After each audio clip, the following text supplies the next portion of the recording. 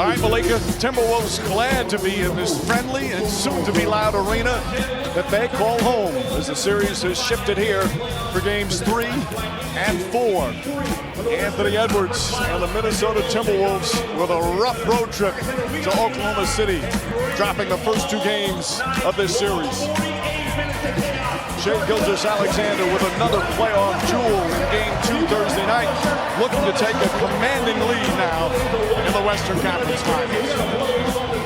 And good evening, everyone. Along with Richard Jefferson and Doris Burke, Mike Green on hand, Lisa Salters with us as well. Welcome to Game 3 of the Western Conference Finals. One of the most famous lines in movie history is, "There's no place like home," and the Timberwolves certainly feeling that tonight after a really rough time they had in the first 2 games on the road. Clearly, Doris, they're in desperation mode, and they're playing against a great basketball team, emphasis on team with OKC. So tonight, Anthony Edwards and his teammates all have to come through.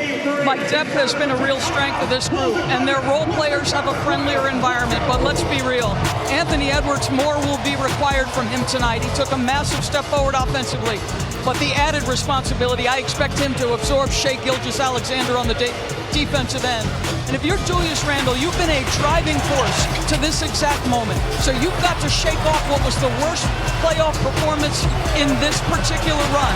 The difference for him in this series is he is usually the guy imposing his will physically and playing bully ball, not against Oklahoma City. So against all this physicality and sometimes missed shots, he has got to stay composed, Mike. And with more on Randle, let's check in for the first time with Lisa Salters. Hey, Lisa. Hey, Mike. Well, Julius Randle said having a bounce-back game tonight isn't about him scoring 40. He said it's about him doing whatever he can, whatever that looks like, to help the team get a win. Since the first half of Game 1, when he scored 20 points, Randle's had just 14 points combined in the last 6 quarters. He said he was not happy about being benched in Game 2, but said he understands why it happened. He said he and Chris Finch have talked about it, that he trusts his coach 100%, and that he's moved on. Randle said he thought he did too much spectating in Game 2 and plans to be more aggressive tonight, even without the ball. Screening, running the floor, cutting. He said he has to be more on the move. Mike? All right, Lisa. Meanwhile, for OKC, another dominant performance in Game 2. Another MVP performance from, well, the MVP. But it was also another chance to watch their other All-Star. Jalen Williams is showing everyone he is special. Mike, Jalen Williams is introducing himself to America. The basketball community already knows that he is one of the most dominant, versatile players in this entire league. He made his first all-defensive team, and it's because of plays like this. He has his hands in the passing lane. He made his first All-Star game this year because he has the ability to score off the dribble and do so many things. He also made his first all-defensive team, or excuse me, all-NBA team this year because he has been absolutely balling. If you want to stop the OKC Thunder, 6 points in Game 6, 23 over the next. I repeat, if you want to stop Jalen Williams, that's going to be the key for the Minnesota Timberwolves. Excuse me. Meanwhile, no team has ever recovered after going down 0-3. Timberwolves know that. They also know a win tonight, and they're right back in the series. Game 3 next.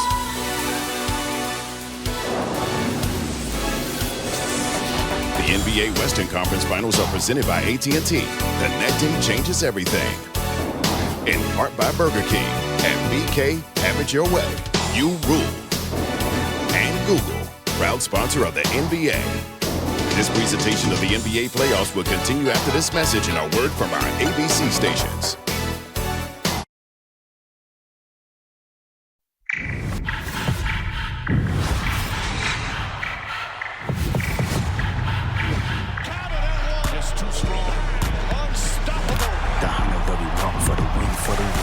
When you win games and you do it together and you have fun out there, everything else, all the individual stuff you want, it comes with it.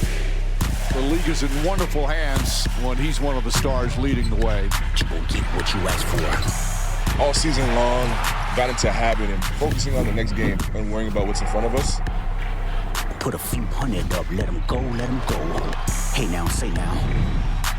Hey now, say now. Like 2 of the brightest young stars in the game. Most together team and the most mature team is a team that wins around this time. It's not about who get 30 points. It's about coming together as a team. One thing I never lack is confidence. For the win, for the win. Hey now, say now. And here we go again. The Oklahoma City Thunder, the Minnesota Timberwolves, as the Western Conference Finals is presented by AT&T. And a sold-out Target Center on a gorgeous day in Minneapolis. And they've waited for their team to come home. It's a veteran squad, but they've got a work cut out for them against SGA, who's mic'd up for us tonight. Yo, what's up? Congratulations. Thank you. See you, buddy. Appreciate it. How you? Focus now. Don't let the limelight get to you. No, don't let it. Keep the main thing the main thing. Don't get too comfortable. Because they'll love you, then they'll turn on you. Don't forget it. Calm, cool, and collected as tonight's starting lineups are brought to you by Popeyes. OKC back on the road where they have excelled all season long. This great starting five and, of course, excellent depth for them as well. Meanwhile, as we mentioned, a veteran squad. They've had a lot of big playoff games over the past couple of years, and you expect a big-time response from this starting five. It's always so much fun to watch the response, especially when you change venues. Will OKC look to just step on the gas again? Will they let up a little bit? Will Minnesota come back with a fierce response? This is the fun part of the series, Richard. This is the one Game 7 that's not a Game 7. Minnesota knows if they lose this game that no team comes back. Oklahoma City knows if they can go up 3-0, no team has ever come back. So both teams are literally playing for their lives in this game. It's not a must-win. Only real must-win is when facing elimination, but it's pretty darn close. And Doris, this Minnesota team, we've seen them the last couple of years. There are some nights where you wonder how good they can be, and they usually bounce back in a big way. They have been one of the most physically tough, excellent defensive teams that wear their opponents down. They are now aware that it's not a possibility in this series, that they've got to go round for round. So quarter by quarter, it would go a long way if they're up 10 to end the first. Minnesota 4-1 in the playoffs. They score about 9 points per game more at home.